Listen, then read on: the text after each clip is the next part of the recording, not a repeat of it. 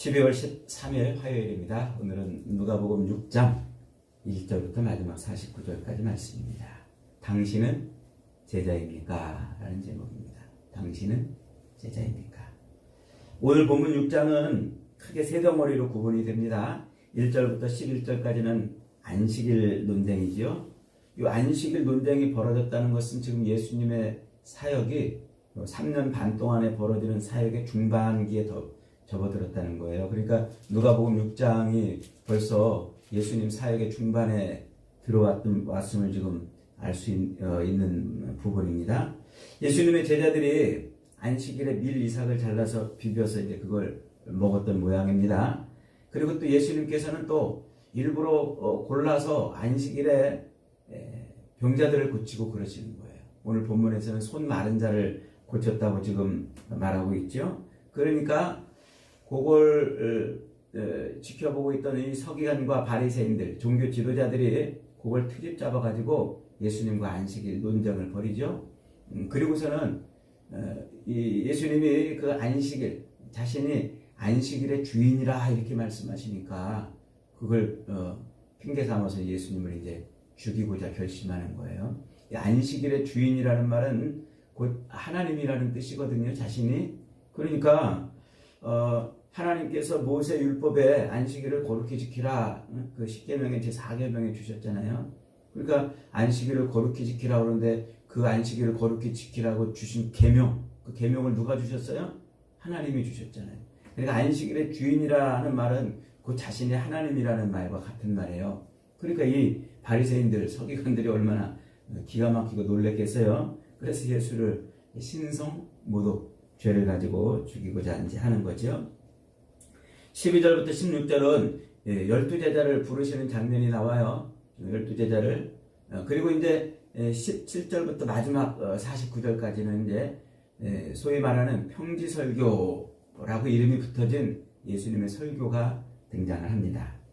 이 평지설교는 마태복음의 산상설교와 이렇게 비교돼가지고 등장합니다. 마태복음에는 마태복음 5장, 6장, 7장 이렇게 세 장 긴 분량을 할애해가지고 예수님이 산상설교를 하시죠. 산에 올라가 앉으시니 제자들이 나오는지라 이러면서 이제 입을 열어 가르쳐 가라사대 심령이 가난한 자는 복이 있나니 이렇게 시작을 해요. 근데 여기 누가복음의 평지설교는 예수님이 평지에 서시니 많은 무리들이 나왔다 이렇게 이제 말씀을 하고 있습니다. 요 마태복음의 산상설교하고 누가복음의 평지설교는 서로 다른 것이 아니에요. 같은 내용인데 그걸 이제 바라보는 관점이 다른 거예요. 그러니까 똑같은 설교를 마태도 듣고 누가도 들었어요. 그런데 마태는 자기가 그 예수님의 설교를 듣고 자기가 이해하고 자기가 뭔가 생각한 그것을 기준으로 예수님의 설교를 쫙 정리해서 기록을 한 거고, 누가는 누가대로 똑같은 설교를 듣고 자기가 이해한 대로 그리고 자기가 표현하고 싶은 어떤 관점이 있기 때문에 그렇게 표현한 거예요. 그러니까 이 평지설교나 산상설교는 사실 같은 설교예요. 이게 다른 설교가 아닙니다. 그러니까 이 자체를 마태복음의 산상설교에서는 이렇게 말했는데 평지설교에서는 이렇게 말했다. 여기는 이런 내용들이 있는데 여기는 이런 내용이 없다. 이렇게 비교해가지고 본문을 이해하면 안 되는 거예요. 이 마태는 어떤 관점으로 봤는지, 누가는 왜 그런 관점으로 지금 우리에게 말씀을 전하는지, 똑같은 설교를 왜 그렇게 표현하고 있는지 여기에 초점을 맞춰서 읽어야 된다는 거죠. 그래서 마태는 이 산상설교를 뭐에다 비교하고 있냐면 율법에다 비교하고 있어요. 그 당시에 모든 인생들, 그 유대 종교에서 모든 인생들의 그 최고의 그 윤리가 뭐냐면 율법을 지키는 거거든요. 그래서 인생의 최고의 목적은 율법을 지키는 겁니다. 그런데 실상 그들이 이 율법을 지키려고 애를 쓰고 몸부림쳤지만 지킬 수 있었다고요? 지킬 수 없었다고요. 그래서 마태는 그 율법을 대신하는 분으로서 예수님이 오셨음을 설명하고 있는 거예요. 그게 이제 마태가 보고 있는 것이고, 이제 누가는 율법적인 관점이 아니라 예수님의 제자, 예수님을 따르는 자들, 예수님이 선택해서 예수님을 따르는 그 제자들이 사는 삶의 원리가 뭔지 이 관점으로 설명을 하고 있어요. 그 제자들의 윤리적 이제 목표라고 이렇게 말할 수가 있죠. 그러니까 마태는 신을 경외하는 신앙인으로서 최고의 경지가 율법을 준수하는 거, 지키는 건데, 그것이 이제 그들이 가지고 있는 그 신앙이 잘못됐다는 것을 말하려고 이제 하는 것이고, 누가는 그런 비판적 관점이 아니라 예수님의 그 말씀을 살면서 구현해내는 것, 그것이 제자의 삶이라 이렇게 지금 표현을 하고 있는 거란 말이죠. 그래서 이 산상설교나 또 평지설교 둘 다 초점이 어디에 있냐면 제자들에게 있어요. 제자들. 그래서 산상설교 아까 말씀드린 것처럼 예수님이 산에 오르시니 제자들이 나온지라 입을 열어 가르쳐 가라사대 이러면서 제자들에게 말씀을 선포하는 그런 형식을 띠고 있죠. 누가복음 오늘 본문의 말씀도 그렇습니다. 12절에 보니까 이때에 예수께서 기도하러 산으로 가서 밤이 새도록 하나님께 기도하시고 밝음에 제자들을 부르사 그리고 입을 열어 이제 말씀을 이제 마치 말씀하시는 거예요. 그래서 20절에 이렇게 표현하고 있죠. 예수께서 눈을 들어 제자들을 보시고 이르시되. 그러니까 초점이 어디에 있냐면 두 산상설교나 이 평지설교나 제자들에게 포커스가 맞춰져 있는 거예요. 이 설교는 누구에게 주신 설교라고요? 제자들에게 주신 설교라. 그래서 누가는 의도적으로 12절부터 16절까지 따로 제자를 부르시는 장면을 거기다가 삽입해 놓은 거예요. 제자들은 이미 오래전에 불렀잖아요. 지금 안식일 논쟁이 벌어지고 있다는 것은 예수님의 사역 중반에 들어왔다고 그랬잖아요. 적어도 1년이 넘은 때란 말이죠. 그러니까 1년 전에 이미 예수님이 제자들을 부르고 데리고 다니셨어요. 그런데 굳이 누가가 지금 1년 전에 그렇게 예수님이 제자들을 부르셨던 그 사건을 탁 끄집어내가지고 여기다가 이렇게 탁 집어넣고 설명하고 있는 이유가 뭐라고요? 이 평지설교가 제자들에게 주어지는 아주 중요한 설교이기 때문에 그렇다는 거예요. 자, 그런데 특이하게도 이 마태나 혹은 마가복음에서도 제자들을 부르시는 장면이 나오는데 누가는 독특하게 여기다가 뭘 하나 더 삽입을 해놨어요. 예수님이 어떻게 제자들을 부르셨다고요? 기도하고 밤새도록 기도하고 밤이 맞도록 여기서 한 번 딱 쓰이는 단어인데 요 밤이 맞도록이라는 요 단어를 써가지고 온 밤을 꼴딱 지새우며 기도하셨다는 거예요. 뭐 때문에? 제자들을 부르기 위해서. 그러니까 제자들을 부르기 위해서 예수님이 아주 밤을 꼴딱 새시고 기도를 하셨다. 이게 지금 누가가 독특하게 집어넣은 기록이에요. 그러니까 이 표현이 이제 중요한 표현이에요.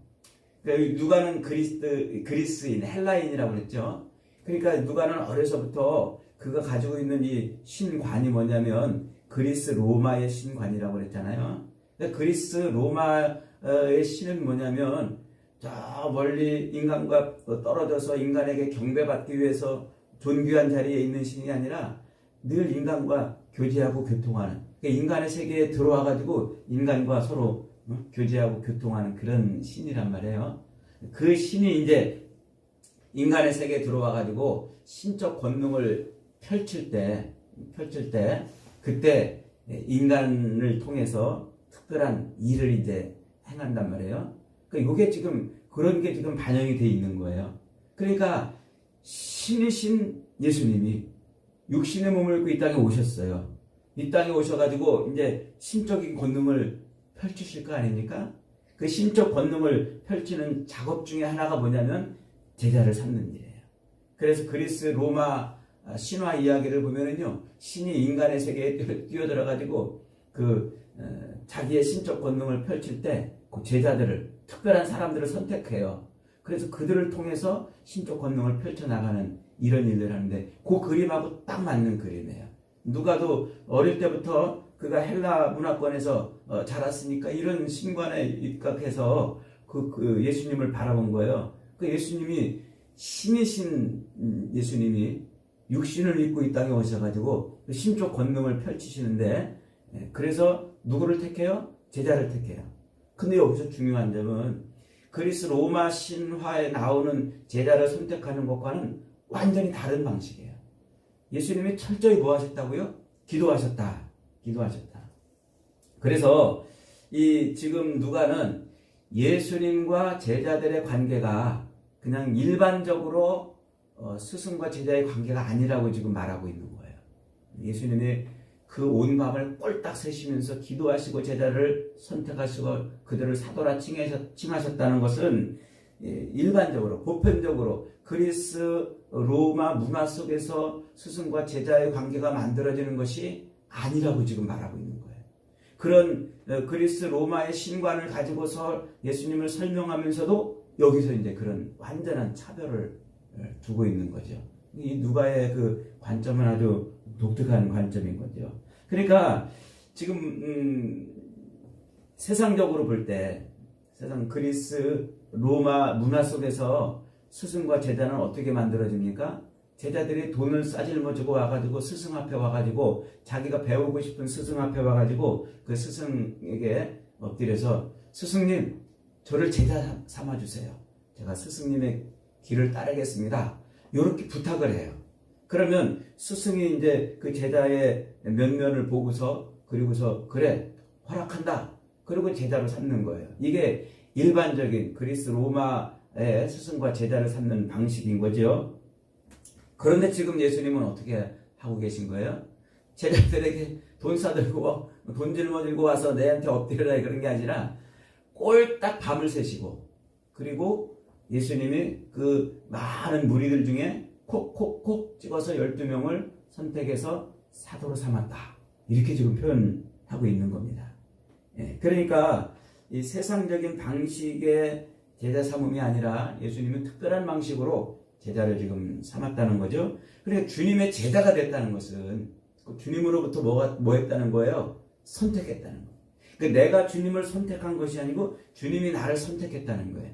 이게 그리스 로마의 신관으로 예수님을 바라보면서도 그리스 로마의 신관과는 완전히 반대되는 개념으로 예수님을 설명하고 있는 거예요.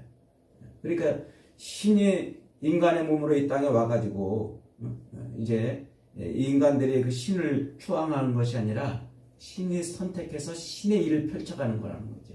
이게 지금 누가가 보고 있는 예수님의 모습인 거예요. 그래서 예수님은 자기 제자들을 직접 선택하셨어요. 제자는 선택된 사람들입니다. 선택된 사람들. 무슨 제자에게서 무슨 이 재능이나 혹은 가능성을 보고 선택한 게 아니에요. 저것을 보고서 야 저게 좀 떡잎이 좀 괜찮구나 잘할 것 같구나 이래서 선택한 것이 아니라 주님의 특별한 사랑으로 선택을 했다고 지금 말하고 있는 거죠. 보세요. 이 예수님의 제자들은 사실 별 볼 일 없었잖아요. 출신도 별 볼 일 없고 가진 것도 없고 배운 것도 없고 그랬는데도 주님이 그들을 선택했다는 것은 특별히 주님이 그들을 통해서 하고 싶은 일이 있었다는 거죠. 그러니까 주님의 제자가 됐다는 것은 주님으로부터 선택을 받았기 때문에 제자의 능력은 문제가 되지 않아요. 제자가 가지고 있는 그런 능력이 문제가 되는 것이 아니라 제자는 오직 스승에게 뭐 하면 돼요? 순종하면 돼요. 스승에게 순종. 그래서 제자의 길은 순종으로 가는 길이에요. 제자의 길은 자기 능력으로 가는 길이 아니고 순종으로 가는 길. 그 능력은 다 어디서 나오는 거예요? 스승에게서 나오는 거예요. 신이시면서도 인간이 된 그 스승이신 예수님에게서 그 모든 능력이 나오고 오직 제자는 자기 스승에게 뭐 하는 거예요? 순종하는 거예요. 그래서 오늘 본문의 46절에 주님이 이렇게 말씀하셔요. 너희는 나를 불러 주여 주여 하면서도 어찌하여 나의 말하는 것을 행치 아니하느냐. 그러니까 제자들에게 요구되는 가장 중요한 제자됨의 중요한 특징 중에 하나가 뭐라고요? 순종이란 말이에요. 순종. 자기에게 있는 능력이 문제가 되는 것이 아니라 주님의 제자의 삶에 있어서는 순종이 문제가 되는 겁니다. 그래서 우리가 능력이 없어서 주님의 제자가 못 되고 능력이 없어서 주님을 못 따라가는 게 아니에요. 뭐해서 못 따라가는 거라고요? 순종하지 않기 때문에 그렇다는 거예요. 순종하지 않기 때문에. 그래서 우리는 주님의 제자라면 첫째로 가장 중요한 것은 순종을 해야 되는 겁니다. 그 다음에 이제 이 예수님께서 제자들을 선택하셨다는 것은 단순히 제자들과 교제하고 교류하고 그저 인간적 친분을 나누기 위해서 그런 것이 아니라는 거죠. 스승을 그대로 닮아서 스승의 삶을 따라 살고 스승이 간 그 길을 따라가고 스승이 행한 그 일을 하도록 제자를 삼으신 겁니다. 그래서 예수님의 제자는, 주님의 선택을 받은 예수님의 제자들은 두 가지를 꼭 해야 돼요. 첫째가 뭐냐면 스승의 성품을 닮아가는 거예요. 스승의 성품. 예수 믿으면 우리는 그래서 우리가 주님의 제자가 되어서 주님을 따라간다면 뭐 해야 된다고요? 성품을 닮아가요. 주님의 성품을 닮아가요. 우리가 가끔 이렇게 보면은 예수님을 믿으면서도 그 변화되지 않는 성품을 가지고 사는 사람들이 많잖아요. 그러면서 더러들 그래요. 나는 원래 태어날 때부터 이런 성격이야. 나는 원래 태어날 때부터 이런 성품이야. 그거 안 된다는 거예요. 예수님을 만났으면 그분을 주님으로, 그분을 자기의 스승으로 이렇게 받아들였다면, 그렇다면 뭐 해야 된다고요? 바뀌어야 된단 말이에요. 그래서 하나부터 열까지 성품이 다 바뀌어야 되는 겁니다. 예수님의 성품을 담는 일, 그 일이 제자가 해야 될 가장 중요한 일인 것이죠. 하나님이 우리를 구원하신 목적을 하나 되라 하면 그것은 곧 예수님의 성품을 닮아가는 것입니다. 예수님의 감정이 내 감정이 되고 예수님의 눈이 내 눈이 되고 예수님의 심장이 내 심장이 되고 예수님의 성품을 닮아가는 것. 그것이 제자가 살아가는 삶의 가장 최고의 행복인 거죠. 내 악하고 더러운 성품들이 하나둘 깨어져서 스승을 닮아가는 그 성품의 삶을 사는 것, 그것이 제자됨의 가장 중요한 요소입니다. 그리고 또 하나는 뭐예요? 스승의 길을 따라가는 거예요. 스승이 한 일을 따라서 하는 것, 그게 제자됨의 가장 중요한 두 번째 특징입니다. 지금 예수님께서 하신 일이 뭐예요? 예수님께서 지금 이 땅에 오셔서 제자를 만들어 놓으시고 그리고 너희는 나를 따르라 이렇게 말씀하시잖아요. 그 일이 뭡니까? 그 일이 뭐냐면 바로 구원하는 일이죠. 구원하는 일. 그래서 어저께 우리가 5장에서 읽었습니다만 이제 베드로를 부르시잖아요. 그래서 누가는 예수님의 제자들 중에 가장 첫 번째로 어부를 불렀다고 이렇게 표현을 하고 있어요. 물론 마태나 마가도 비슷한 표현을 합니다만, 그러면서 이제 뭐라고 말했어요? 어저께 5장에서 베드로에게 사람을 낚는 어부가 되리라. 이제는 네가 사람을 낚는 어부가 되리라 이렇게 말씀하셨잖아요. 이 어부라는 것이 중요한 메타포예요. 어부. 예수님이 어부를 첫 제자로 부르신 데는 중요한 의미가 있어요. 이제 이 땅에 본격적인 하나님의 심판이 임했다는 뜻이에요. 제자들 어부를 첫 번째로 제자로 삼았다는 것은 하나님의 심판이 지금 임했다는 거예요. 이게 뭐냐면 구약 성경에서는 이 어부가 심판을 행하는 직업이에요. 심판을 행하는 직업 중에 하나예요. 그렇게 구약 성경에서는 어부를 심판을 하는 그런 직업으로 이렇게 표현하고 있단 말이에요. 그래서 어부가 이제 그물을 쫙 던져가지고 물고기를 걷어 올리잖아요. 물고기를 걷어 올려가지고 그 다음에 어부가 하는 작업이 뭐예요? 골라낸단 말이에요. 그래서 좋은 고기 혹은 나쁜 고기, 원하는 고기, 원치 않는 고기를 골라내요. 그 골라내는 그런 작업, 그물을 던져서 잡아 올려서 골라내는 그런 행위들을 뭐에다 비교하냐면 하나님의 심판에다 비유하고 있단 말이에요. 그래서 이 어부가 하나님의 심판을 상징하는 메타포로 쓰이는 거예요. 지금 예수님이 제자들 중에 어부를 첫 번째 제자로 삼았다는 것은 그래서 지금 하나님의 심판이 지금 시작이 되었다. 그거를 알리는 사인으로 어부를 제자로 삼았다는 겁니다. 그러므로 예수님이 첫 제자를 어부로 불렀다는 것은 좀 어려운 말로 표현하면 이제 종말론적 시간이 됐단 말이에요. 종말론적. 곧 심판의 때가 되었다. 이 심판의 때가 되었다 이 말을 어려운 말로 종말론적이라 이렇게 이제 표현한단 말이에요. 종말론적. 그러니까 그 말은 곧 무슨 말입니까? 예수님의 그 재림으로 완성이 될 하나님의 심판이 제자를 부르면서부터 시작이 되었다는 거예요. 예수님이 제자들을 부르시면서 지금 되었다는 거죠. 그 말은 다른 각도에서 보면은 이제 뭐라는 거예요? 이제 지체할 시간이 없다는 거예요. 심판이 이제 곧 닥치니까 지체할 시간이 없다는 거예요. 그래서 구약 성경에서 하나님의 심판을 표현할 때 항상 강조하는 행위가 뭐예요? 지체하면 안 된다. 머뭇거리면 안 된다는 거예요. 롯을 소돔과 고모라를 심판할 때 롯에게 뭐 했습니까? 지체하지 않도록 요구하셨잖아요. 또 이 세상을 물로 심판할 때 노아에게 지체하지 않도록 그렇게 말씀을 하셨잖아요. 그러니까 심판의 이 그 음성을 들었을 때, 심판의 사인을 들었을 때 가장 중요한 행동이 뭐냐면 머뭇거리지 않는다. 지체하지 않는 것이다 하는 거죠. 그러니까 예수님의 제자들은 지금 뭐 해야 되는 거예요? 지체하면 안 되는 거예요.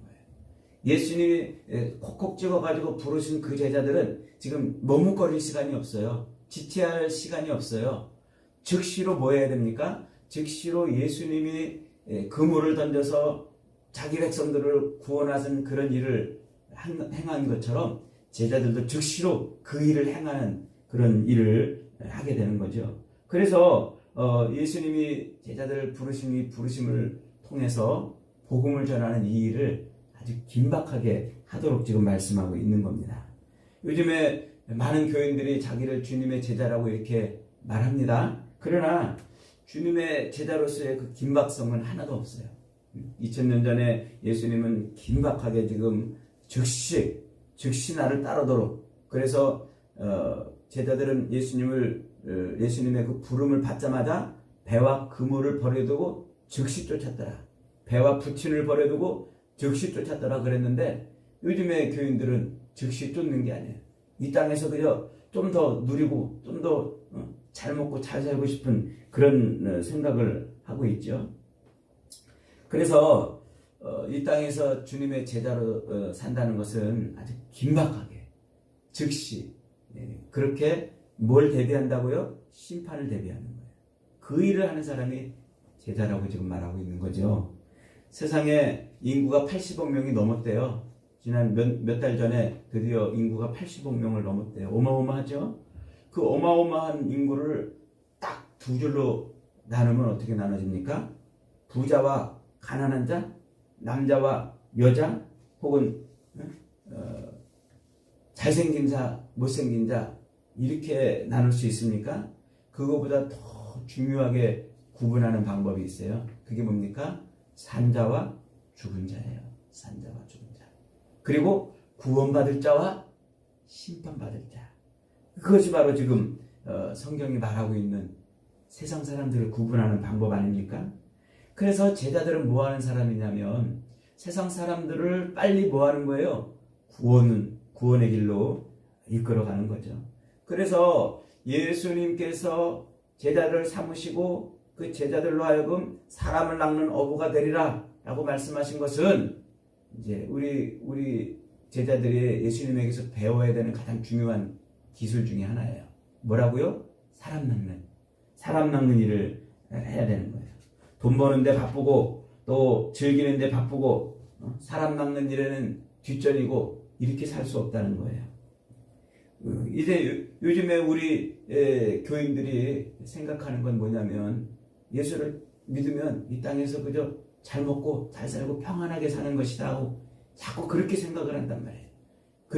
그래서 예수 믿으면 이 땅에서 평안하고, 예수 믿으면 잘 되고, 예수 믿으면 문제 없고, 예수 믿으면 형통하고, 자식들도 잘 되고, 바라고 원하는 것이 이루어지는 것처럼 그렇게 자꾸 예수 믿는 것을 소개하고 전하고 그러는데, 그것은 주님이 보실 때는 전혀 다른 거예요.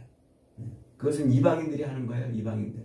예수님은 예수님의 제자들에게 뭘 말씀하고 있어요? 심판의 긴박성 속에서 이 사람을 낚는 그런 일을 하게 하는 것이죠. 그래서 제자들은 가는 곳마다, 만나는 곳마다, 만나는 사람들에게마다 뭐를 해야 돼요? 예수님을 전해야 돼요. 예수님. 그럼 가능하다면 우리는 자꾸 예수님을 전해야 돼요. 그래서 주보를 한 장 나누어 주는 것도 아주 중요한 일입니다. 그리고 또 예수님을 또 이렇게 소개하는 것도 중요한 일입니다. 매일 묵상을 여러분들이 알고 있는 카톡에다가 다 넣어가지고 친구들에게 전해주는 것도 굉장히 중요한 일입니다. 사람들이 기분 좋을 때는 가서 예수님 믿으시라고, 예수님이 우리 구주라고 그렇게 전하는 거 굉장히 중요한 일인 거예요. 또 사람들이 아주 기분이 나쁘고 힘들고 어려우면 그 사람들에 가가지고 예수님이 우리의 구원주라고 말해주는 것. 그것이 우리가 해야 될 제자로서 중요한 일이라는 것이죠. 사랑하는 여러분, 예수님은 저와 여러분을 제자로 콕콕 찍어서 부르신 줄 믿으시기 바랍니다. 그러므로 우리는 주님을 닮아가야 돼요. 언제 어디서나 항상 주님을 닮아가야 돼요. 그래야 주님이 우리의 삶의 통치자가 되시는 거예요. 그리고 두 번째 뭐라고요? 주님을 자꾸 전해야 돼요. 외쳐야 돼요. 복음을 전해야 됩니다. 그것이 곧 복음의 행진이고 제자의 길인 거죠. 여러분, 오늘 저와 여러분들은 날마다 주님의 제자임을 잊어버리지 마십시오. 즉각 순종하고 주님이 가신 그 길을 따라가 보십시오. 그러면 날마다 행복한 제자의 삶을 살게 될 것입니다. 저와 여러분이 그런 행복한 제자가 되시기를 주님의 이름으로 축복합니다. 아멘.